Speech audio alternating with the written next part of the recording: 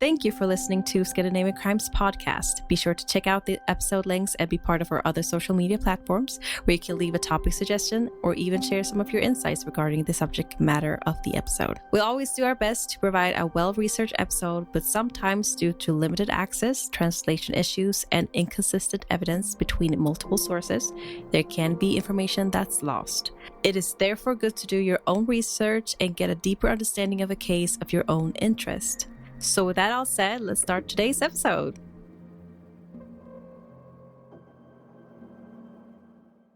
Welcome to Scandinavian Crimes. My name's Devante, and say hello to my lovely co-host, Delila. Hi.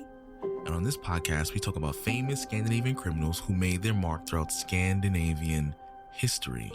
So welcome back to season 4.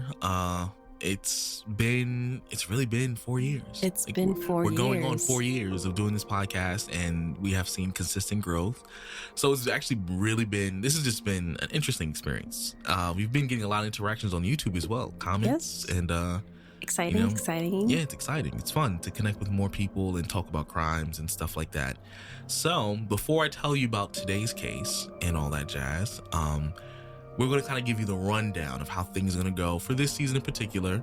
And if you have any questions, obviously feel free to reach out to us, email us, but also specifically you can leave kind of text messages on our Buzzsprout where you can send a message and we can respond in the podcast like this on a week-to-week basis. So that's also an option. But either way, like I said last week in the little snippet for the season 4 kind of announcement, basically we're going to be doing every other week for the podcast. It was exhausting, because we have jobs and things we have to do. And so other projects and stuff. Yeah, so we'll just keep it pretty simple. Now, also in the discussion session, we will also kind of go over parts of the case that we feel like how would we solve it?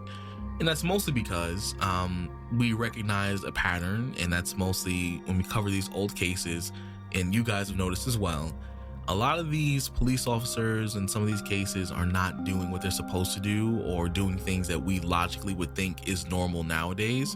So we'll kind of just, Or like lack of technology or other things. Yeah. Or like, there could be multiple different reasons why the case failed. Yeah, so we're going to go over based on what we know in present day knowledge, what would be our approach.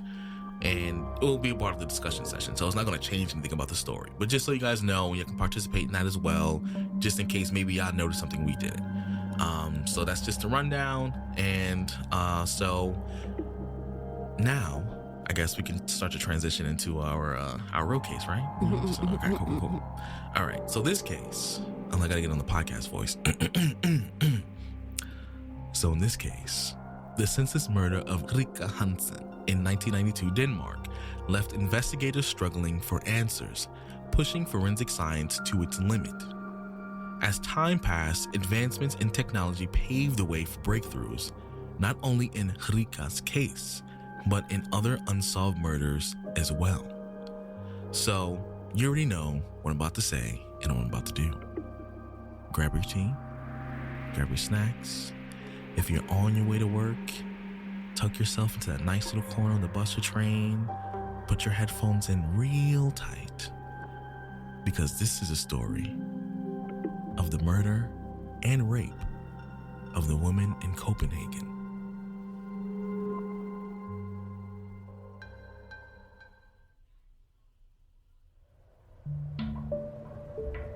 On the cold night of December 4th, 1992, 19-year-old Rikke Hansen made her way home, unaware she was about to walk into a nightmare.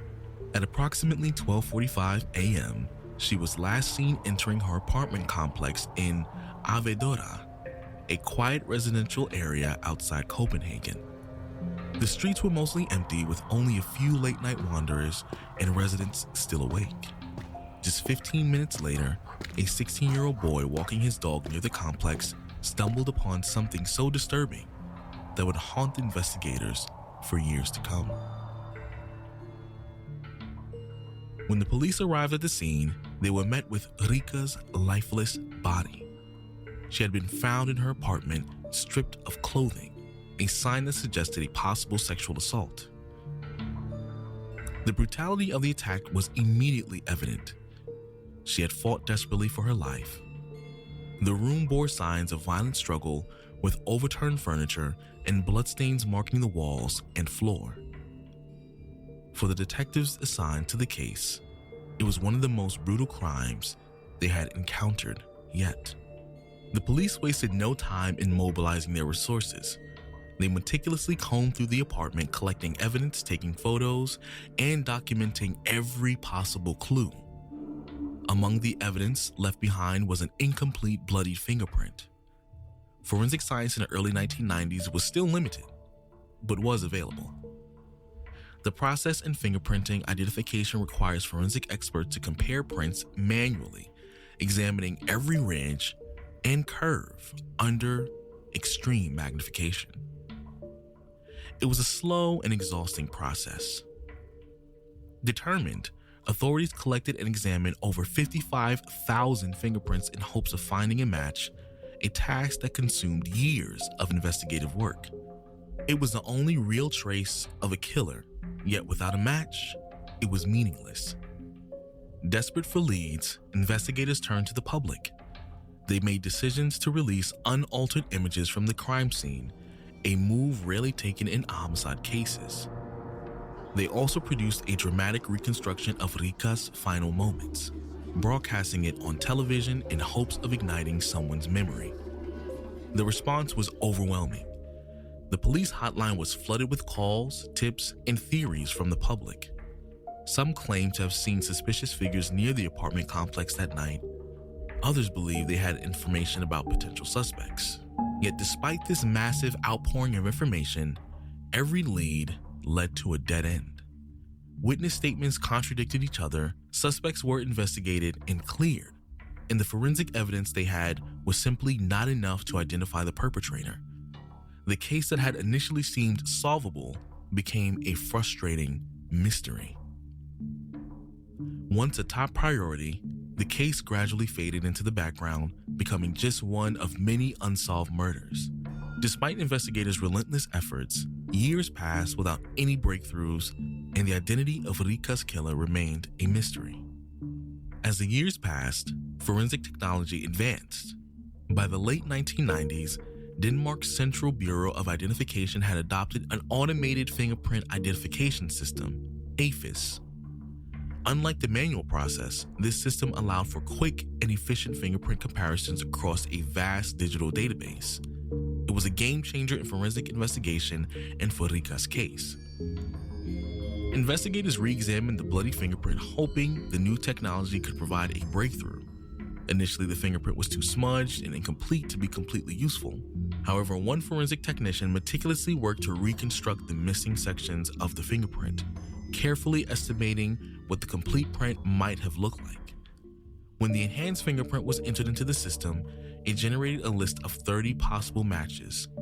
Among them was a name that stood out: Frank Ole Malmberg, a 33-year-old man who had lived in the same apartment complex as Rikke at the time of the murder.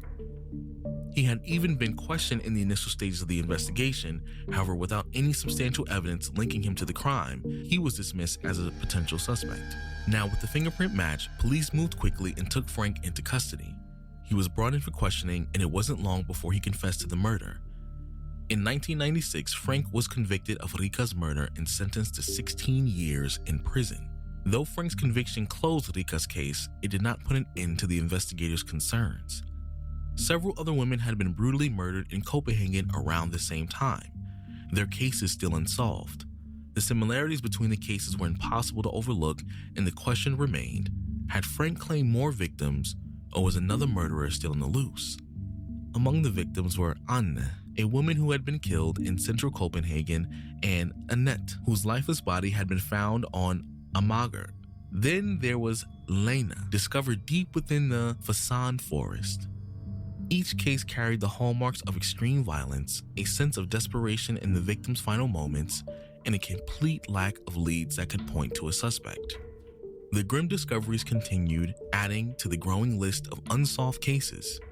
In 1997, authorities uncovered the skeletal remains of 23-year-old Bettina, retrieved from an abandoned well years after she had gone missing.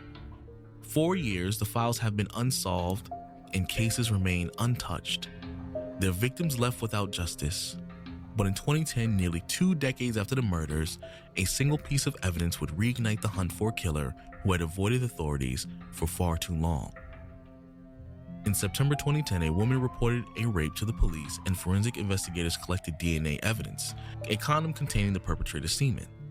When analyzed, the DNA profile was the exact match to the biological evidence left in the 1990 murder of Lena, proving that her serial killer was still out there. Further analysis of the DNA evidence linked him to 2 additional rapes, strengthening the case that they were dealing with a serial predator. With the new information, investigators needed to act quickly before he struck again. The country's DNA registry only contained profiles of individuals convicted of serious crimes carrying sentences longer than 1.5 years. If this man had never been caught for an offense severe enough to warrant DNA collection, his profile would never have been entered. He could have spent years committing crimes while completely avoiding detection. Desperate for answers, investigators turned to the public. They issued an appeal urging anyone with knowledge of Lena's murder or any other suspicious activity to come forward. The response was overwhelming. Hundreds of tips poured out, but one in particular stood out. A witness recalled seeing an old schoolmate in Fasan Forest around the time of Lena's murder. The police acted quickly and arrested the suspect, Marcel Rikke Hansen. His DNA was tested and the results were undeniable. His profile was a perfect match to the DNA found on Lena, as well as 2 other rape cases. Marcel was charged with multiple crimes, and in court, he was sentenced to life in prison. While the conviction of Marcel closed, 5 murders from the early 1990s remain unsolved. In 3 of those cases, DNA evidence was collected but has yet to be matched to a suspect. For investigators, the passage of time makes solving these cases increasingly difficult. Witnesses forget details, evidence degrades, and leads grow cold. Yet forensic advances continue to help provide hope. DNA technology now allows experts to determine characteristics such as hair color, eye color, ethnicity, and even approximate age of the suspect. With the new development, there remains a possibility that these cases, like Rikke and Lena's, will one day be solved.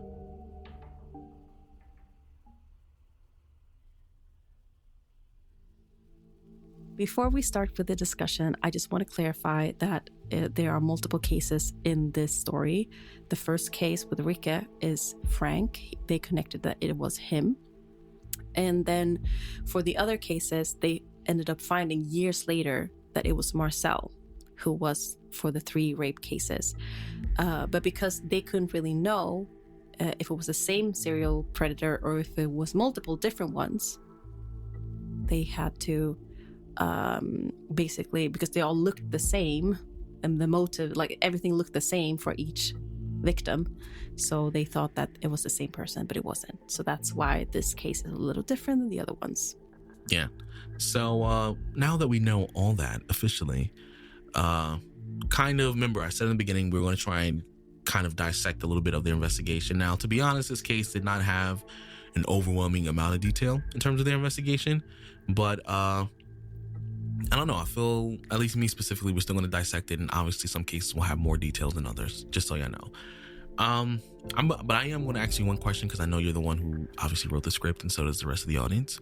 Did they mention anything about cameras of any sort? I know, like, for example, in the forest, they wouldn't have cameras, right? But for the other rapes, because this is the 1990s, and there still was some level of cameras. They weren't the highest qualities. I think it was a luxury thing.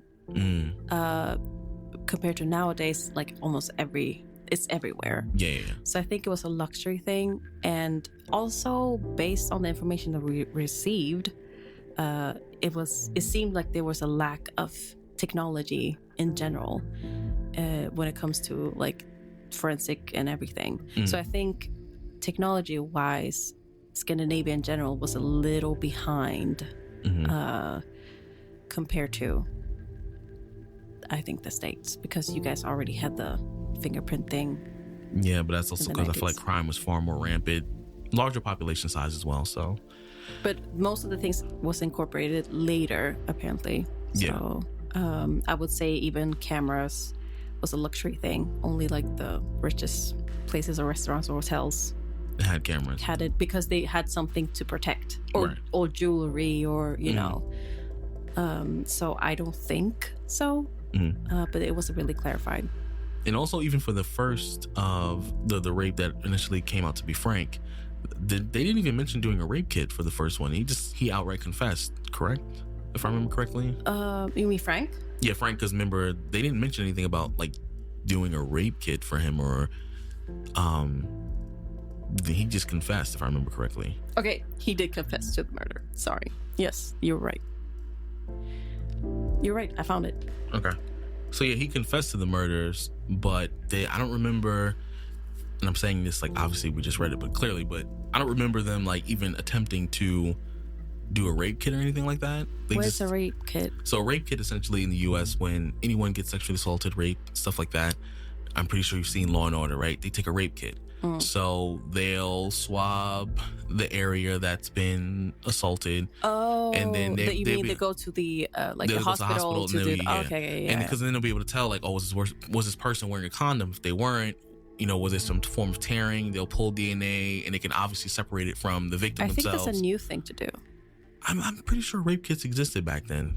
But they didn't even have any way to analyze DNA in that. Well, I guess I know they didn't really have. They didn't have like a full blown way of analyzing DNA as well as nowadays. But a rape kit would at least indicate, like, at least the DNA would have been on. I don't think server. they took rape. That's like, I don't think they did that much of a investigative thing when it comes to rape. That's what I think is the issue. I think it was so normalized to like, oh yeah, it sucks, and then they just never did anything until like, even today they minimize rape victims. They're better, but it's still very. Because I even noticed they didn't really take the DNA of the other girls until they realized it was potentially a pattern. Oh, they saw a pattern, so it wasn't. But they even saw the patterns in the 1990s. Yeah, that's what I'm saying. So like they took the. When they found out these girls had been raped in a very similar manner and killed, they just didn't have a way to you know, kind of collect the DNA in hopes, thinking that it might have been connected to the first murder. But it seemed like without the idea that it wasn't connected to the first murder, they might have not done it at all. Yeah. So I guess that's what I was asking. But in this case, there wasn't a lot of information, and also a lack of technology, and also like Delila mentioned, in the U.S. things are different. You know, we had a lot more of that. It wasn't as what it was today, but we still had access to more stuff in the 90s compared to some other places. So you have to say? No. I'm just like, I just hate these cases, like, because I feel like now that I'm learning more about past cases, especially those prior to the 2000s, I see how it is better, but it's still a way to go when it comes to like rape in general. And how they deal with treating rape victims or victims of rape and or sexual assault. So it's a little bit triggering for me. I don't like it, but I think it's interesting how with the technology improvement they were able to actually, even though it was years later, they were still able to at least get Marcel. Yeah. And I think that's, you know, even though they couldn't really analyze it, they still saved the DNA and the information of those cases. You know, cold cases in itself is just like hard to solve. So them saving bits and pieces actually helped to get him. And I'm so happy for that. Yeah. At least I'm glad I can agree. I'm glad they saved it. But it's just kind of crazy, you know, like, because of technology, and there still isn't a ton of DNA on the investigative process, so I can't really say who's at fault when it comes to investigations. Yeah, we don't have enough information to know. But to me, it sounds like it was the lack of technology, because they actually put so much manpower on the fingerprint thing, for example, how they were just fighting for their lives to just like analyze that fingerprint. But, you know, they didn't have the technology back then. Yeah, and even then, you know, it seemed not even seemed, it basically was they mobilized quickly. They did everything they could. They tried to tie it to other things once they felt like there was a pattern. So it seemed like at least they were competent and trying to do the right thing, but it was just, you know, it was a wrong place for, I would say wrong place, wrong time situation, where so much effort, lack of technology, and they had to literally wait 20 years just to get, conviction, because technology allowed them to find who it was. So, yeah, I mean, it sucks, I wanted to talk about this whole, I actually saw a lecture, or not a lecture, but it was like a little trailer of a woman talking about who would be the offenders in serial predator thing, and she was saying it was oftentimes ordinary looking white men. Mm-hmm. And I was just like, how can serial offenders or predators be able to avoid all this? And it's all because they just look like any other person. Mm-hmm. And it's scary because, back then they were able to get away with a lot of things, Mm-hmm.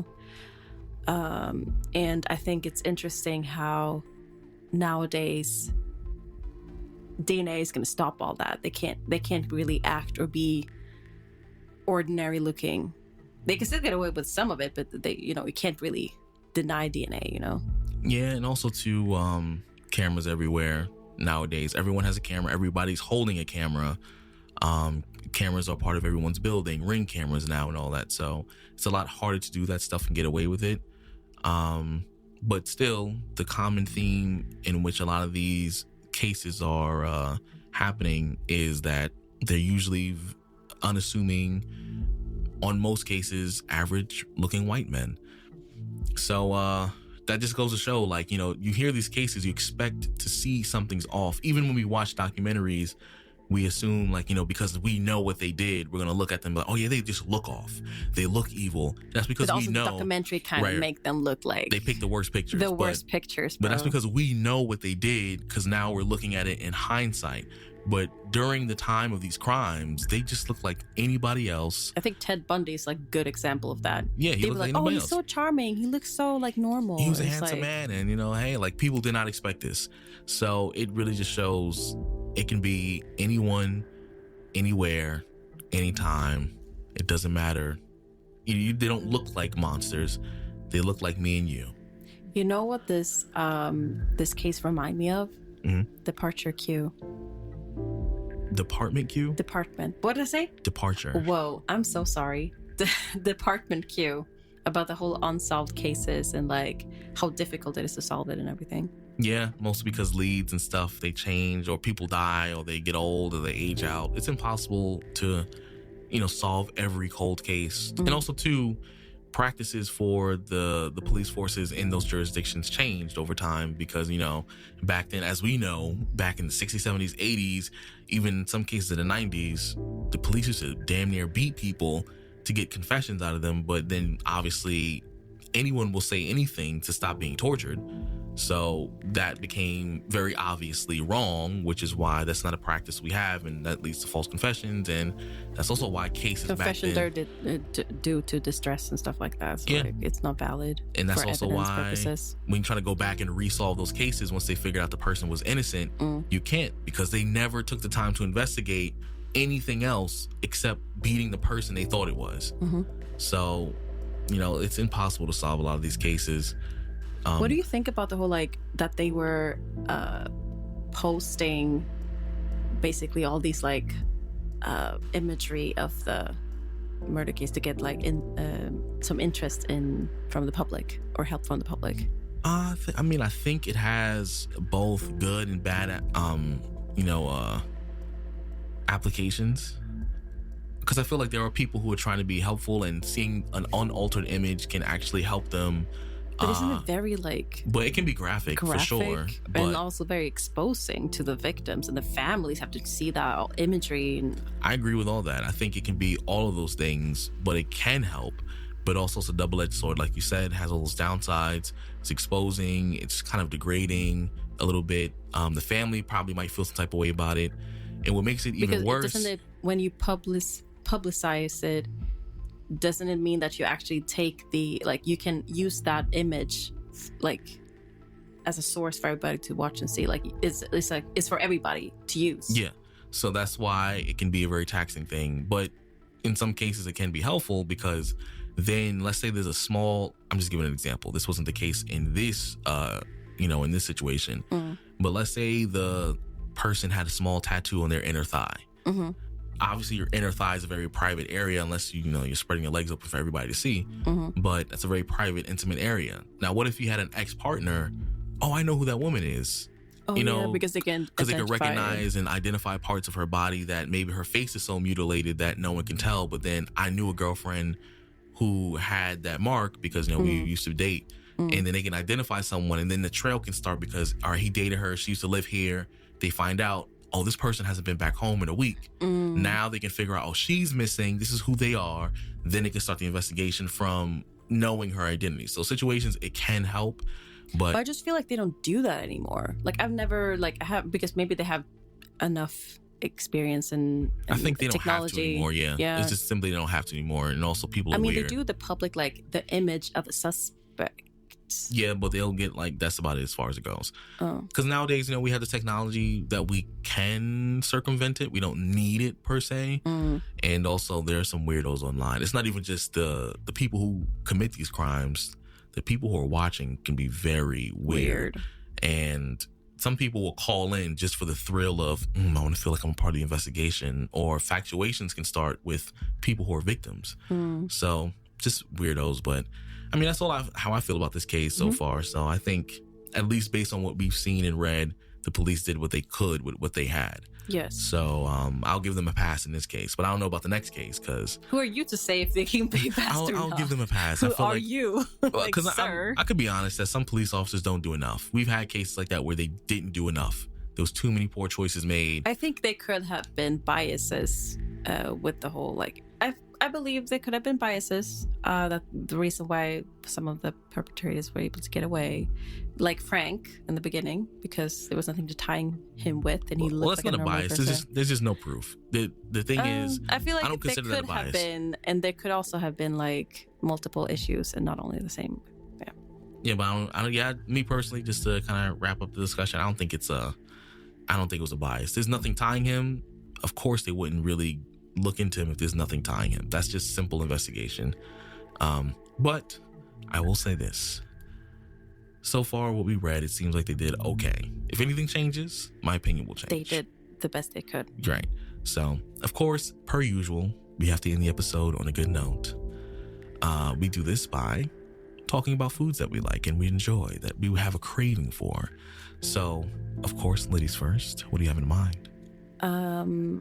Honestly, the ramen that we had yesterday with pork slices and it was so good. It was good. Thick slices, and it was a nice rainy day, and it was the some perfect. Veggies and it was perfect. It was really good. It was superb. Mushrooms. That slaps. So I'm gonna agree with you on that one. I'm not gonna be difficult, but let me know what y'all guys think about the particular case that we talked about today and other cases as well. Once again, feel free to reach out via the little text message thing that shows up in the message bar when it comes up on Apple or Spotify. It's a little link that says text us. If you have any opinions, we can add it to the episodes at the end and kind of communicate with you guys more. Don't be afraid to send emails, but preferably comment on the episodes. Leave us a nice review on YouTube, all that. Comment there. We appreciate it, and we will definitely respond and have a dialogue with you guys far more frequently than we were able to in the past. So, love y'all. Appreciate y'all. Thank you guys for listening. Love you guys. Bye. Bye.